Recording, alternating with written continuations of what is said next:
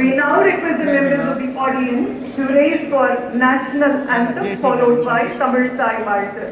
முதலாவதாக நாட்டுப்பண், அதனை தொடர்ந்து தமிழ் వ్యక్తి నందమూరి తారక రామారావు గారు అన్నటువంటి విషయం మనం అనుకోవాలి. మరి అప్పటికే 50 సంవత్సరాలు కాంగ్రెస్ పాలన చేసింది. మరి వారికి కనబడలేదా పట్వారీ వ్యవస్థ? రైతులు కరెంటుతో ఇబ్బంది పడేటటువంటి వ్యవస్థ కనబడలేదా?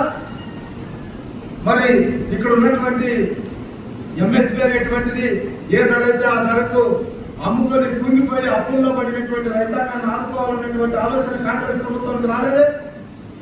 ఒక్క ఎన్టీ రామారావు గారికి వచ్చిందంటే అది తెలుగుదేశం పార్టీకి మన రైతాంగానికి ఉన్నటువంటి అందం. ఆ తర్వాత ఆయన వారసత్వంగా చంద్రబాబు నాయుడు గారు వచ్చారు.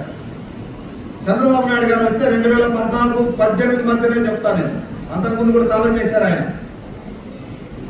రైతు రుణాలు రద్దు చేశాడు. 5 విడతల్లో చెక్కులు ఇచ్చాడు. 3 విడతల చెక్కులు బ్యాంకుల్లో రుణాలు రద్దయ్యాయి.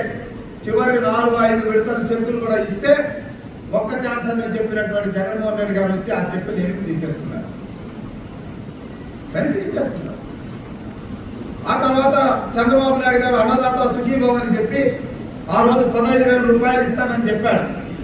అయితే మరి మోడీ గారు కూడా అదే టైంలో పిఎం కిసాన్ పథకాలు తెచ్చి 6,000 ఇస్తానన్నాడు.